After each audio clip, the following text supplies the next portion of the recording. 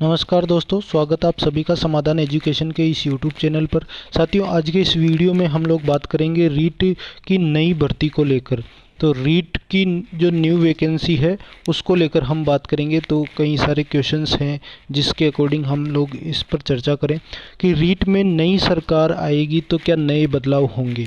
ये चीज़ें ज़्यादा जो है फैल रही है और इसके ऊपर हम लोग बात करेंगे।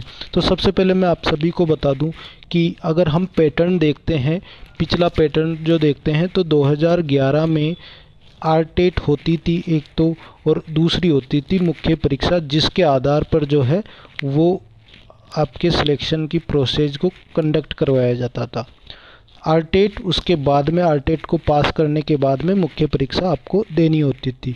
अब जो है नेक्स्ट टाइम जब 2013 में जो आई थी भर्ती, इससे पहले मैं आपको बता दूं कि 2011 में जो है वो एक सरकार थी, कांग्रेस की सरकार थी वहाँ पे।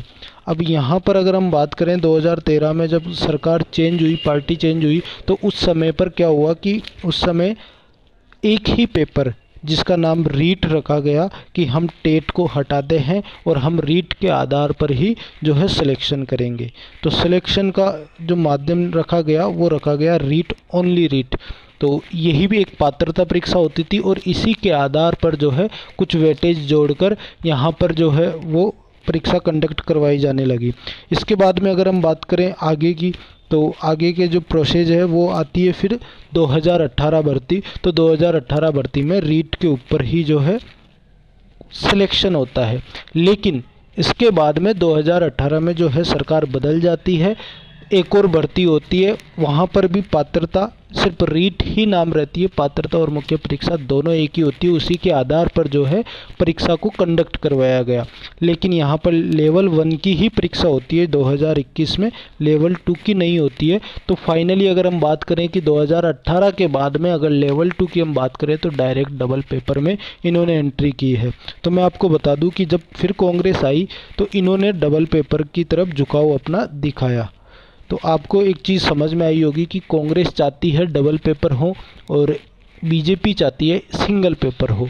तो आपको एक चीज़ ये जानना होगा कि क्या इस बार भी जब बीजेपी की जो गवर्नमेंट बनी है तो क्या इनका भी वही पैटर्न रहने वाला है कि ये सिंगल पेपर की तरफ आएँ और पात्रता को और मुख्य परीक्षा को हटाकर एक सिंगल पेपर के ऊपर जो है ये परीक्षा लें।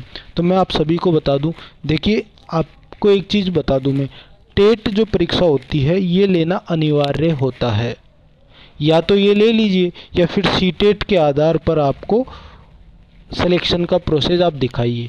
तो ये एनसीटी की गाइडलाइन के अनुसार जो है, एनसीटी की गाइडलाइन के अनुसार आपको टेट परीक्षा तो लेनी ही होगी। अब क्या करते हैं कि सरकार टेट के अकॉर्डिंग ही जो है वो अपने सिलेक्शन को प्रोसेस कर सकती है। कुछ प्रतिशत हिस्सा जो है राज्य जो है, स्टेट जो है, एनसीटी के अनुसार वो सिलेबस में अपना डाल सकते हैं। बाकी जो एनसीटी ने तय कर रखा है उसी के अकॉर्डिंग आपको टेट में रखना होता है सिलेबस। तो अगर सिलेक्शन की प्रोसेस करनी होती है तो टेट में जो कुछ प्रतिशत हिस्सा है वो कुछ प्रतिशत हिस्सा में आपके स्टेट की जानकारियाँ डाल दी जाती है, जिससे कि बाहरी जो राज्य हैं उनके विद्यार्थियों से ज़्यादा जो फ़ायदा है वो गृह विद्यार्थियों को मिले। अब इसमें एक चीज़ है कि ये जो प्रोसेस अगर ये चेंज होती है तो इसमें टाइम श्योरली लगेगा, बहुत जल्दी चीज़ें नहीं होती है। क्योंकि फिर जो मुद्दा उठता है कि बाहरी राज्य वाले स्टूडेंट आते हैं, बाहर के जो स्टेट हैं वहाँ से स्टूडेंट आते हैं और हमारी सीट्स खा जाते हैं। तो उसको लेकर भी अगर सरकार चेंज करती है तो कुछ फैसला लेना होगा, जैसे कि बोनस पॉइंट अगर आपको दिए जाएँ गृह जिलों को, या कुछ एक डिग्री ऐसी हो जो सिर्फ राजस्थान में अवेलेबल हो वो मांगी जाए, तो वो चीज़ें जो है वो एक आपको बेनिफिट मिल सकता है। लेकिन इतने इजीली चेंजेस नहीं आते हैं। मैं आपको एक चीज़ और बता दूं कि अगर कई जगह मैंने देखा है कि कई लोग बोल रहे हैं कि सेकंड पेपर के अकॉर्डिंग ही सिलेक्शन होगा, पात्रता हटा दी जाएगी। ऐसा बिल्कुल नहीं हो सकता है, क्योंकि एनसीटी के गाइडलाइन के अनुसार जो भर्ती परीक्षा है जो तृतीय श्रेणी की, उसमें जो है आपको टेट की परीक्षा तो देनी होगी। अगर पात्रता हटाई जाती है तो सीटेट मांगी जाती है। क्योंकि कई राज्यों में आपने देखा होगा कि सीटेट मांगते हैं, उसके बाद में वो अपना जो है एक पेपर कंडक्ट करवाते हैं, उस पेपर के अकॉर्डिंग वो सिलेक्शन देते हैं। और अगर आप देखेंगे कि 2011 में अगर आरटेट थी, उसके बाद में अगर आप देखेंगे कि रीट हो गई, तो रीट में भी क्या था कि पात्रता परीक्षा का सिलेबस जो सीटेट से मिलता जुलता था या जो एनसीटी दे रखी थी उसके अकॉर्डिंग ही बनाया गया था। क्योंकि एक टेट का जो पैटर्न है, जैसे 5 सब्जेक्टों का वो रहता है, अगर लेवल 1 की मैं बात करूं तो लेवल 1 में एक तो 2 लैंग्वेज, मनोविज्ञान, इसके अलावा गणित और पर्यावरण अध्ययन का जो है वो समायोजन होता है। इसके अलावा 2 लैंग्वेज तो लेवल 2 में भी होती है, तो अनिवार्य रहती है। अपनी सब्जेक्ट के अकॉर्डिंग एसएसटी या मैथ वाले जो स्टूडेंट हैं उनके लिए वो होती है। और बाकी अगर आप देखेंगे तो वो मनोविज्ञान सब्जेक्ट तो सभी के लिए कॉमन है। तो ये चीज़ें जो है वो एनसीटी ही ने जो एनसीटी है उन्होंने ही तय की थी कि ये चीज़ें होनी चाहिए, इतना इतना वेटेज होना चाहिए, वो सब चीज़ें तो वैसे भी रहेगी। अब पात्रता की बात करें कि पात्रता होगी या नहीं होगी, पात्रता 100% होगी। अगर सरकार चाहेगी तो मुख्य परीक्षा को हटा सकती है, लेकिन वो इतना आसान नहीं है रास्ता। अगर ये चीज़ें होगी तो मुझे लगता है कि एक भर्ती तो सेम पैटर्न पे होगी, एक भर्ती तो अगर आप देखें तो सेम पैटर्न पर होगी।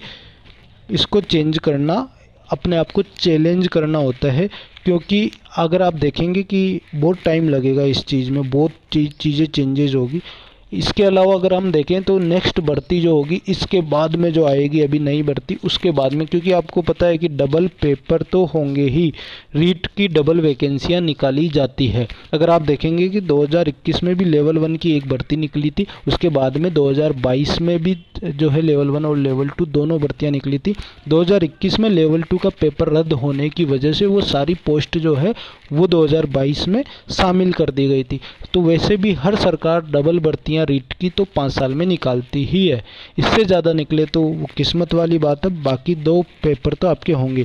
तो जो अभी होगा वो मुझे लगता है कि इसी पैटर्न पर होगा, इसी तरीके से आपकी तैयारी रहेगी। आप इसी तरीके से पात्रता की जो है एग्ज़ाम की तैयारी करें और उसी तरीके से पात्रता पास करके अब मुख्य परीक्षा की तैयारी करें। तो अगर इसके अलावा आपको और भी जानकारी चाहिए तो कमेंट में बता दीजिए। धन्यवाद।